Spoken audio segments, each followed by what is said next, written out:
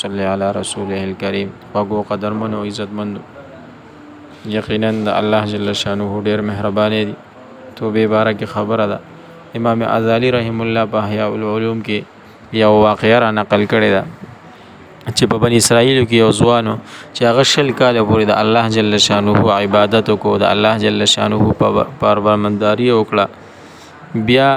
20 کاله د الله جل شانه په نافرمانی کې تیر کړل. بیا یو ورځ د نوجوان چې کوم دی شیشې ته ودرېد، آینې ته ولاړو، آینه کې په خپل ګیره کې یو سپین ډکی سپین وختې سیکل، ډېر خپه شو چې په ګیره کې مې سپینو لګېدل او اوس هم زه د الله جل شانه نافرمانی کوم. او الله جل شانه ته عرض کو، عزتمندو الله جل شانه ته عرض کو چې یا الله ما خو ستا 20 کاله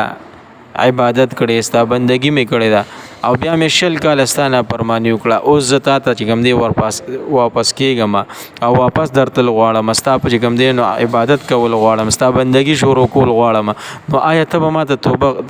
توبه قبول کړې؟ ته به چې کوم دی زما ګناهونه معاف کړې؟ نو غیبانه اواز په د باندې وشو، غیبانه اواز په شو چې ای زما بنده، تا زمونږ سره محبت وکړو نو مونږ هم د ستا سره محبت وکړو، تا مونږ پرې ښودلو مونږ هم ته پرې ښودلې، تا زمونږ نافرمانی وکړه نو مونږ مهلت درکو، اوس چې ته مونږ طرف ته را واپس کېږي او توبه وباسي نو مونږ به ستا توبه قبول کړو. معلومه دا شو چې الله جل شانه د انسان سره د توبې دروازه تر قیامت پورې د انسان د پاره کولو کړی ده او هر وخت وته کولو د پرانیستی ده. دا د الله جل شانه د انسان سره محبت دی چې الله جل شانه د انسان سره د امر محبت کوي. زما عزتمندوم دغه امام غزالی رحم الله په خپل کتاب احیاء العلوم کې بل واقعه ذکر کوي چې وکړه دی الله جل شانه په داوود علیه السلام ته وحی وکړه چې ای داوود کو چرته ته خلقو کې هغه خلق کم چې ما ته شاکړې دا کوم انسانانو چې ما ته شاکړې ده د ما په نافرمانی او په ګناهونو کې جون تیروي،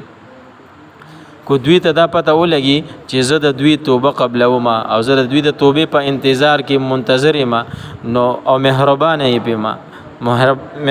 یم په او د دوی د ګناهونو او دوی د ګناهونو د پرې هودلو باندې او د سامره په شوق او انتظار کې یم، نو دوی به زما د شوق د وجنه مړ شي او د دوی اندام به زما په محبت کې جدا جدا شي. نو اے داود دا خو زما هغه حلق متعلق دا خبره ده، دا اراده ده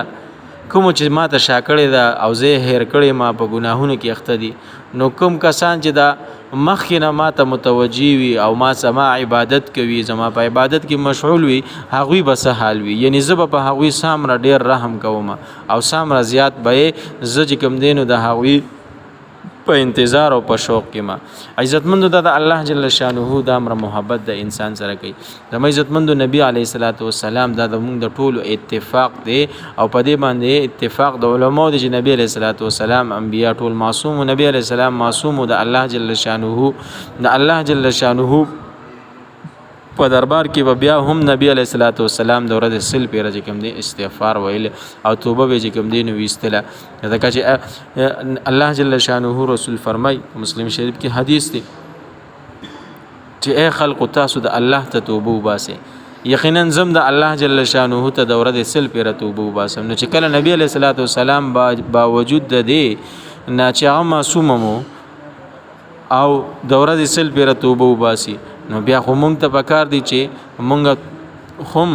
زیات نه زیات توبه وباسو، استغفار او د الله جل شانه نه بخنه غواړو. زما عزتمند کوم مسلمان چې انسان چې د شپې ود کیږي او د الله جل شانه په دربار کې چې کوم دی درې پیر استغفار وي او د بیا ود شي او د الله د رضا د پر ټول امت ته بخنه کوي، نو د الله جل شانه د انسان ته ټول ګناهونه معاف کوي. اگر چې دا ګناهونه د سمندر د زګ برابر ولینی، نو بیا موږ له پکار دي چې موږ د الله سره روغ وکړو. هیڅ پته نه لګي چې دا حکم